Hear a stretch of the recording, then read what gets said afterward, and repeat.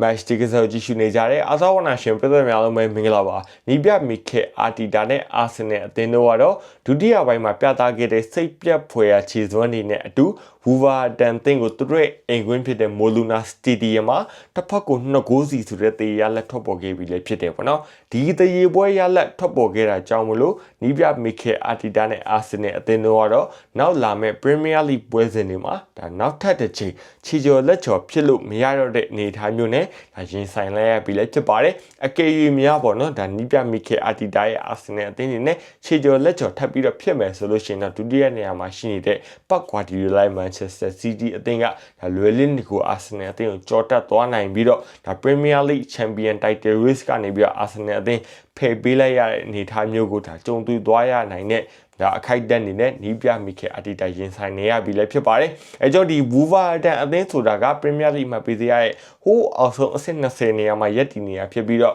အခုပွဲစဉ်26တိကစားပြီးတဲ့အချိန်ထိမှဒါရမှတ်6မှတ်ပဲစုဆောင်းထားနိုင်တဲ့ဝူဗာတန်အသင်းကိုအခုဒီချိန်အာဆင်နယ်အသင်းကဒါအမှတ်တမှတ်ပေါ့နော်ဒါဝေမျှလိုက်ပြီးတော့တကယ်ကိုဒါအာဆင်နယ်အသင်းက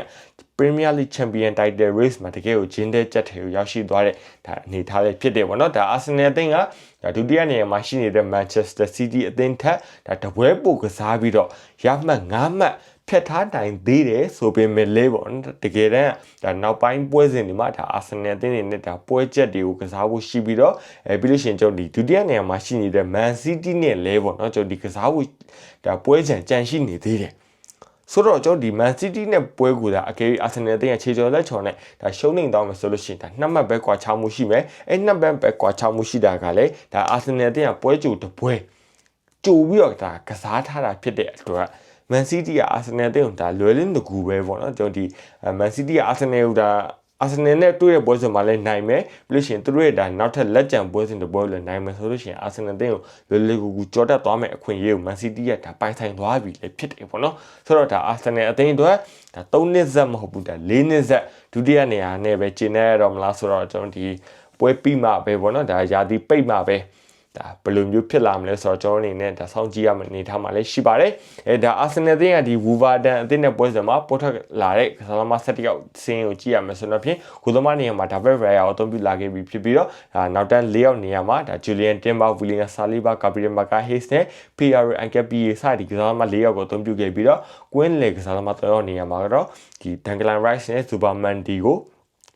ုတပည့် pivot နေရာမှာအသုံးပြုထားခဲ့ပြီးတော့ number 10 row နေရာမှာတော့ Bukayo Saka ကိုဒီ captain လက်ပတ်နဲ့မြင်တွေ့နေရတာလည်းဖြစ်ပါတယ်အထောင်တိုက်စစ်မှုနေရာမှာကတော့ Victor Gyokeres ကိုအသုံးပြုထားတာဖြစ်ပြီးတော့ညာတောင်မှန်မှာတော့ Noni Madueke နဲ့ဘေတောင်မှန်ပတ်အချက်မှာတော့ Gabriel Martinelli စတဲ့ဒီကစားသမား17ယောက်ကိုဒါ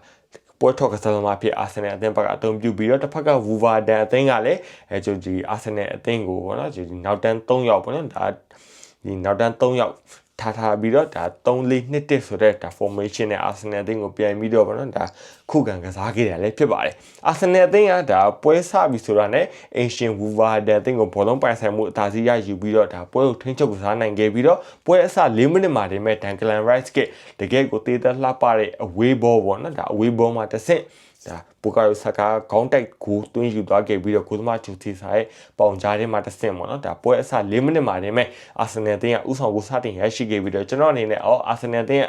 4မိနစ်မှာတည်းမဲ့ဥဆောင်ကိုစရလိုက်ပြီဆိုတော့ဒီပွဲကိုတော့ Arsenal ကနိုင်အောင်ကစားရမှာပဲဆိုပြီးတော့စိတ်ထဲမှာထင်ခဲ့တယ်ထင်ထားတဲ့အတိုင်းပဲ Arsenal အသင်းကပွဲကိုထိန်းချုပ်ပြီးတော့တော်တော်လေးကိုဒါစီးစီးပိုင်ပိုင်ပေါ့နော်ဒါကစားနိုင်ခဲ့ပြီးတော့အဲ့ဒါကလည်းကျွန်တော်ဒီပထမမိနစ်30လောက်ထိပဲအဲ့လိုမျိုးဒါစီးစီးပိုင်ပိုင်ကစားနိုင်ခဲ့တယ်ဒီပထမပိုင်းမိနစ်30နောက်ပိုင်းမှာ Ancient Wolverhampton အသင်းကဒါ gain တွေကိုပြန်လဲရောက်ရှိလာခဲ့ပြီးတော့ဒါတချို့တော့ဒါ key moment လေးတွေကိုစပြီးတော့ဒါ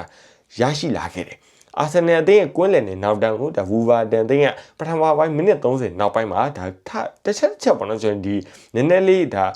ါလှုပ်ရှက်လေးတွေဖြစ်အောင်ဒါ Wolverhampton အသင်းကလှုပ်လာနိုင်ခဲ့ပြီးတော့ဒါပထမပိုင်းပြီးသွားတာပေါ့နော်ဒါပထမပိုင်းမပြီးခင်မှာဒါDeclan Rice နဲ့ Nketiah တို့ရဲ့ဒါ1-2တွဲလုံးဒီမှာတစ်ဆင့် Nketiah ကဒါ Wolverhampton အသင်းရဲ့ဒါ area box ထဲမှာဒါလဲကျသွားခဲ့တယ်ပေါ့နော်ဒါလဲကျသွားတဲ့အနေထားမှာဒါ VAR ရောကွင်းလေတိုင်လူကြီးရောဒါဟိုဖောင်းဘောအဖြစ်သတ်မှတ်ပေးခဲ့ခြင်းမရှိဘဲနဲ့ဒါဒီတိုင်းပဲပေါ့နော်ဒါဒီတိုင်းပဲ ရှော်လိုက်တာဖြစ်တဲ့အတွက်ဒါပထမပိုင်းပြီးသွားတဲ့အချိန်မှာတော့ဒါအာဆင်နယ်တင်ကတကူကူမရှိဆိုရရလည်းနဲ့ပွဲဥဆောင်ထားကစားလိုက်နိုင်တာလည်းဖြစ်တယ်ဒုတိယပိုင်းပြန်စားတဲ့အချိန်မှာလည်းအာဆင်နယ်တင်ကဒါဘောလုံးပိုင်ဆိုင်မှုအသာစီးပြန်လဲရရှိပြီးတော့ဒါအင်ရှင်အသင်းကိုဒါဖိအားပေးဖို့ကြိုးစားနေရင်းမှာတစ်ဆင့်ဒုတိယပိုင်းပြန်စားပြီးတော့ဒါဒုတိယပိုင်း56မိနစ်မှာအဲ့ဒီအလုံးဆိုလို့ရှိရင်ကျွန်တော်ဒီဒန်ဂလန်ရိုက်စီကနေပြီးတော့ဒါနောက်မှရှိနေတဲ့ဂါဘရီယယ်မာကာဟေ့စ်ကိုပြီးပြီးတော့ဂါဘရီယယ်မာကာဟေ့စ်ကတကယ်ကိုဒါ line breaking pass ပေါ့နော်တကယ်ကိုအကွက်မြင်မြင်ဒါညောပေးပူမှာတဆင့်ကြောင့်ဒါ Hanker period တယောက်တည်းလွတ်လွတ်ကျွတ်ကျွတ်ကြီးဒါဖက်ပြေးသွားခဲ့ပြီးတော့ကိုသမားဂျိုစီဆာနဲ့ 1v1 situation အတွေ့မှာလာပပပေးသွင်းယူသွားခဲ့ပြီးတော့ဒီလုံးတော်မှာเนาะကျွန်တော်ဒီ VAR ကို2မိနစ်ဝန်းကျင်လောက် VAR check လုပ်နေခဲ့ပြီးတော့မှလုံးဝတီလေး on site ဖြစ်နေခဲ့ပြီးတော့မှဒါအာဆင်နယ်တင်းကဒုတိယမြောက်ဂိုးကို PRO Hankapi ကတွင်းယူပေးသွားနိုင်ခဲ့ပြီးတော့ဒီဂိုးကဆိုတော့ပြင် Hankapi အတွက်ဒါအာဆင်နယ်အသင်းအတွက်ပထမအဆုံးသော Premier League သွင်းဂိုးကိုဒါသွင်းယူပေးလိုက်နိုင်တာလည်းဖြစ်တယ်။ကျွန်တော်အနေနဲ့2ဂိုးမရှိဆိုတဲ့ရလက်နဲ့ဥဆောင်လိုက်နိုင်ပြီးဖြစ်တာကြောင့်မလို့အာဆင်နယ်အသင်းအနေနဲ့တေချာပေါက်အနိုင်ရရှိသွားပြီလို့ပဲကျွန်တော်အနေနဲ့ထင်ခဲ့တာဒါပေမဲ့လဲပါတော့ကျွန်တော်ရဲ့အထင်တက်ဆင်အောင်လွဲသွားခဲ့ပြီးတော့ Hankapi ရဲ့ဒုတိယမြောက်သွင်းဂိုးရပြီးတိတ်မကြောက်ကျွန်တော်ဒါ3-5မိနစ်လောက်ပဲကြာတယ်ဒါဒုတိယပိုင်း61မိနစ်ဝန်းကျင်မှာဟူဗာဒန်အသင်းကအာဆင်နယ်အသင်းဘက်ကိုဒါထိုးပေါက်တိုက်စစ်စင်နေရင်းနဲ့မှတစ်ဆင့်ဒါအာဆင်နယ်အသင်းရဲ့ဂိုးအေရီယာထိပ်မှာဟူဗာဒန်အသင်းရဲ့ကစားသမားဒါဟူဂိုဘရူနိုဆိုတဲ့ကစားသမားပေါ့နော်အဲ့ဒီကစားသမားလုံးဝဘယ်ကိုချီနဲ့ white ပြီးကန်သွားတာကိုသမားဒါဗစ်ရိုင်ယာလည်းဘာမှမတတ်နိုင်ဘဲနဲ့ပေါ့နော်တကယ်ကိုလှလှပပကြီးကိုတဲ့ဝင်သွားခဲ့ပြီးတော့အဲ့မှာဟူဗာဒန်အသင်းက2ဂိုး2ဂိုးဆိုရရလက်နဲ့ဒါချေပေါက်ဂိုး2ဂိုးပြန်လဲရရှိသွားတယ်ဟာအဲ့ဒါကျွန်တော်နေအမှတစ်ချက်သဘောပေါက်လိုက်ပြီးအာဆင်နယ်အသင်းကဘယ်တော့မှပွဲကိုကောင်းမှမကစားဘူးအဲ့လိုမျိုး drama movement တွေတော့ပြန်လှုပ်လိုက်ရမှာဆိုတဲ့အဲ့ဒီ mindset ကြီးပေါ့နော်ကျွန်တော်တို့ဟိုးအစောပိုင်းပွဲစဉ်တွေကျွန်တော်ဒီ Sunderland နဲ့ပွဲစဉ်တို့ evolution ကျွန်တော်ဒီ Brentford နဲ့ sorry ဘုံမောက်နဲ့ပွဲစဉ်တို့အဲ့ဒီပွဲစဉ်မှာဆိုလို့ရှိရင်လည်းအဲ့လိုမျိုးပဲပေါ့နော်ကျွန်တော်ဒီ Arsenal အသင်းကကိုဘက်ကနေပြီးတော့ဂိုးတွေရရှိထားသည့်တိုင်အောင်ပဲဂိုးတွေပြန်ခွင့်ပြုရတဲ့ moment တွေပေါ့နော်ဒါအဲ့ဒီ moment တွေပြန်ပြီးတော့ဒီတစ်ချိန်ဒီဝူဗာဒန်အသင်းနဲ့ပွဲစဉ်ဒါဝူဗာဒန်ဆိုတာကြောင့်ဒီဘုံမောက်တို့တခြားဆန်ဒါလန်တို့ထပ်ဆာလို့ရှိရင်အများကြီးနှိမ့်ကြတဲ့အသင်းပဲဒါဒီနေ့ခြေစွမ်းနဲ့ပြောမယ်ဆိုလို့ရှိရင်အများကြီးနှိမ့်ကြတဲ့အသင်းအဲ့ဒီအနေထားပေါ်မှာအဲ့ဒီ moment သွားပြီးတော့ဒါ flashback ဖြစ်သွားတယ်ကျွန်တော်နေနဲ့သွားပြီးအာဆင်နယ်တဲ့အခြေအနေမှာကောင်းတော့ထင်နေဆိုပြီးတော့ဒါတွေးလိုက်မိတဲ့အခိုက်အတန့်ပေါ့နော်ဒါအဲ့ဒီအချိန်မှာဒါအာဆင်နယ်အသင်းကလည်းကျွန်တော်ဒါတကူပေးလိုက်ရပြီးနောက်ပိုင်းမှာဒါလူစားလင်းမှုတွေလုပ်တယ်ဒီနေရာမှာကျွန်တော်ဒီVictor Yogres ကိုထုတ်ပြီးတော့ကျွန်တော်ဒီ Gabriel Jesus ကိုထည့်တာပြီးလို့ရှိရင်ကျွန်တော်ဒီ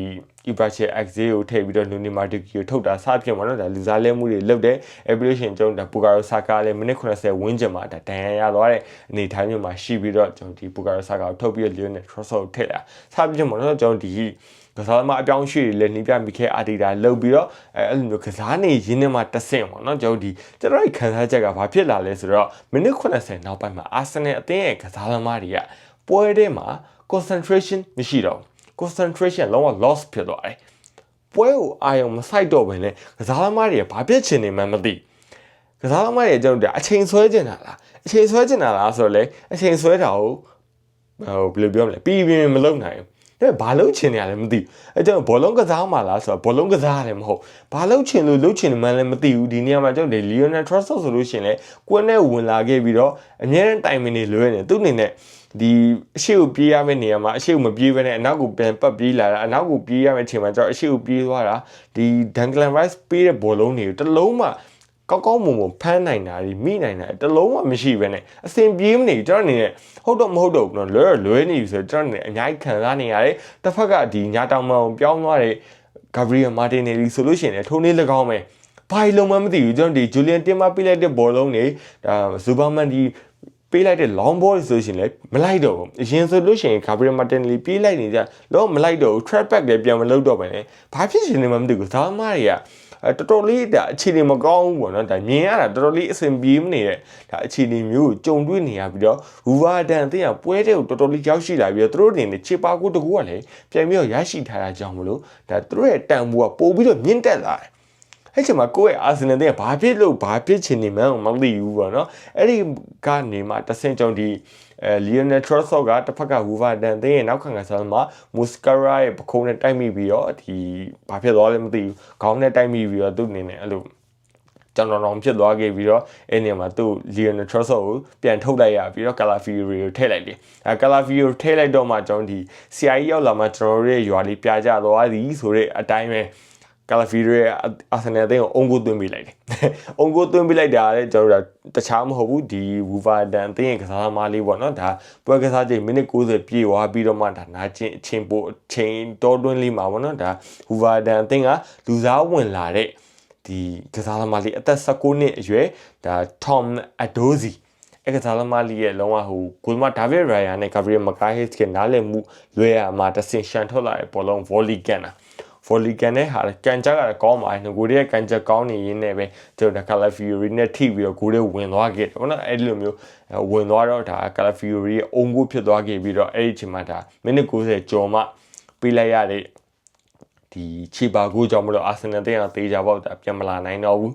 ဘယ်လို့မှလည်းပြန်လာနိုင်စရာအကြောင်းမရှိတော့ဘဲနဲ့ပွဲပြီးဆုံးသွားတဲ့အချိန်မှာဒီအာဆင်နယ်တင်းနဲ့ဘူဗာတန်တင်းတော့တစ်ဖက်က2ဂိုးစီဆိုတဲ့တရားလက်နဲ့ထွက်ပေါ်ခဲ့ပြီးတော့ပွဲပြီးဆုံးသွားခဲ့ရလေဖြစ်တယ်အဲဒီနေရာမှာပေါ့နော်ဒါနီးပြမီခဲအာတီတာဘက်ကလည်းတော်တော်လေးအခြေအနေမကောင်းဘူးလူစားလဲတဲ့နေရာတွေမှာပေါ့နော်ကျွန်တော်အနေနဲ့ဒါထိကနေရှိလူစားလဲမယ်ဆိုလို့ရှိရင်ဒါ Vitor Gyokeres ကိုထုတ်ပြီးတော့ Gabriel Jesus ကိုထည့်ရထိကနေရှိ Vitor Gyokeres ကိုထုတ်မယ် Gabriel Jesus ကိုထည့်ရအဲ့ဒါကြီးကတော်တော်လေးအဆင်မပြေဘူးလို့ပဲကျွန်တော်အနေနဲ့ဆိုရမှာဖြစ်တယ်ပေါ့နော်ဒီ Vitor Gyokeres ကိုထုတ်ပြီးတော့ Gabriel Jesus ကိုထည့်လိုက်တဲ့အတွက်လေကွင်းထဲမှာဘာမှ impact ဖြစ်သွားတာမဟုတ်ဘူးပို့ပြီးတော့မှပေါ့တော့ကျွန်တော်ဒီ average ရွယ်ပိုင်းနေမှာအားနေသွားခဲ့ပြီးတော့ Gabriel Jesus လည်းဘာမှမလုပ်နိုင်သူထည့်လိုက်တဲ့ကစားသမားလည်းဘာမှ impact မရှိဘူးအဲ့အစားဒီတိုင်း Vitor Gyokeres ကိုထည့်ထားတာမှကျွန်တော်ပို့ပြီးတော့ပေါ့နော်ကျွန်တော်ဒီ average ရွယ်ပိုင်းနေမှာအားကောင်းနိုင်တယ်အဲ့ဒါကိုနီးပြအနေနဲ့ကျွန်တော်ဘာလို့မှန်းလည်းမသိဘူးပေါ့နော်ကျွန်တော်အနေနဲ့